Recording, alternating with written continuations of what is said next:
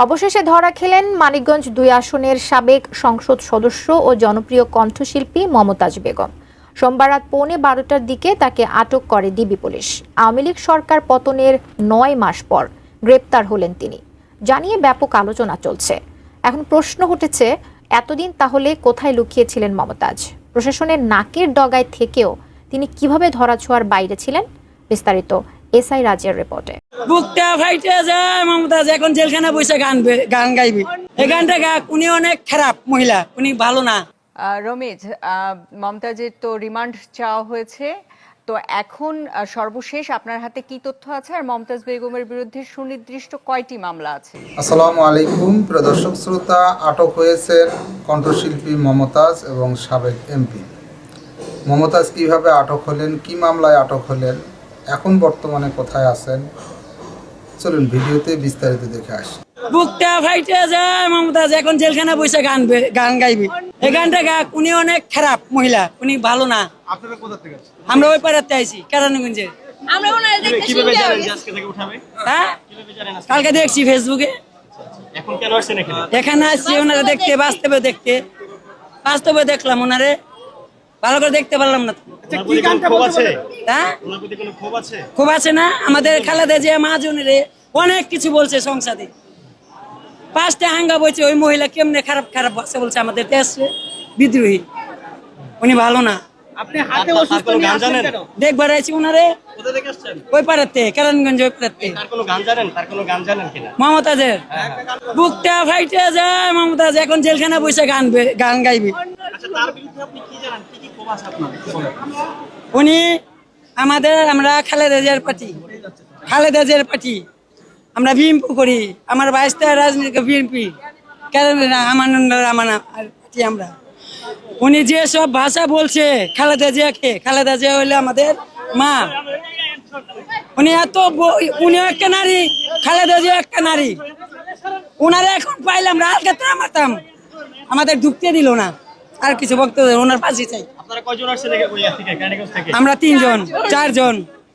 আপনারা কি বিএনপি করেন? আমরা বিএনপি করি। আমানুল্লাহ আমান, কেরানীগঞ্জ আমানুল্লাহ আমান, আমরা তার নেতৃত্বে আসছি। এই মহিলাকে ধরছে, এটা দেখতে আসছি নিজের চোখে। মহিলা কেমন ছিল? উনি তো নিজের মায়ের উনি তো আপনারা জানেনই কেমন সে মহিলা। বিগত 20 বছর 19 বছর সে সংসদের এমপি ছিল। আমাদের দেশনেত্রী বেগম খালেদা জিয়া আমাদের আমানুল্লাহ আমানকে বারবার মিথ্যা মামলা দিছে। এরা অনেক যন্ত্রণা করছে আমাদের বেগম খালেদা জিয়ার নামে মিথ্যা বিভিন্ন ধরনের এই সংসদে বৈশা। সেটা আপনারা সবাই জানে, এই পুরো বিশ্ব জানে, এই মিডিয়া জানে যে উনি কত রকমের খারাপ কথা বলছে। আমরা চাই না সুস্থ বিচার হোক, এবং আমরা এটাই চাই, আর কিছু চাই না। আমি দেশ বিদেশে ঘুরে ঘুরে জয় বাংলার গান গাই, আমার নেত্রী শেখ হাসিনা তুলনা যার নাই। জাতীয় সংসদের মতো পবিত্র জায়গায় দাঁড়িয়ে কখনো শেখ হাসিনাকে নিয়ে গান, আবার কখনো অন্য দলকে নিয়ে কটূক্তি, এভাবেই হাসি তামাশা করে সংসদকেও বানিয়ে ফেলেছিলেন বিনোদনের কেন্দ্র। কিন্তু শেষ রক্ষা হলো না তার, ধরা খেলেন পুলিশের জালে।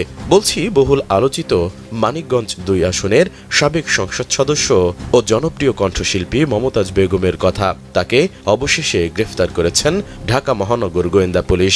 অন্তর জ্বালা, আহারে বুকটা ফাইটটা যায়। কাঠ ও পিভিসি ম্যাটেরিয়ালের সংমিশ্রণে তৈরি আধুনিক আরএফএল উডিডো, কাঠের চেয়েও কঠোর।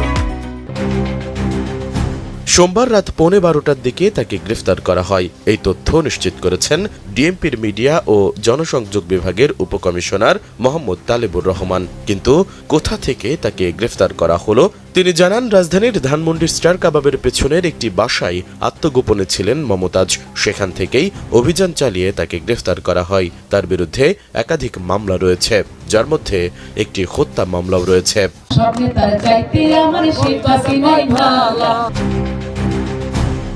ডিবির যুগ্ম কমিশনার মোহাম্মদ নাসিরুল ইসলাম জানান, আওয়ামী লীগের সাবেক এই এমপির বিরুদ্ধে রাজধানী ও মানিকগঞ্জে বৈষম্য বিরোধী আন্দোলনের হত্যা সহ একাধিক মামলা রয়েছে। গ্রেপ্তারের পর তাকে ডিবি কার্যালয়ে রাখা হয়। দ্বাদশ জাতীয় সংসদ নির্বাচনে মানিকগঞ্জ ২ আসনে আওয়ামী লীগ মনোনীত প্রার্থী ছিলেন মমতাজ বেগম। টানা তৃতীয়বারের মতো নৌকার মাঝে হিসেবে টিকিট পান তিনি। তবে নিজ দলের স্বতন্ত্র প্রার্থী দেওয়ান জাহিদ আহমেদ টুলুর কাছে নির্বাচনে পরাজিত হন তিনি। সংসদ সদস্য নির্বাচিত না হলেও সিংগাইর উপজেলা আওয়ামী লীগের সভাপতির দায়িত্ব পালন করে আসছিলেন এই কণ্ঠশিল্পী। জাতীয় সংসদ নির্বাচনে পরাজিত হওয়ার পর থেকেই মমতাজ নিজ এলাকায় তেমন যেতেন না। এছাড়া উপজেলা আওয়ামী লীগের রাজনীতিতেও তেমন সরব ছিলেন না। গত ৫ আগস্ট ছাত্র জনতার আন্দোলনের মুখে আওয়ামী লীগ সরকারের পতনের পর থেকেই লোকচক্ষুর আড়ালে চলে যান তিনি।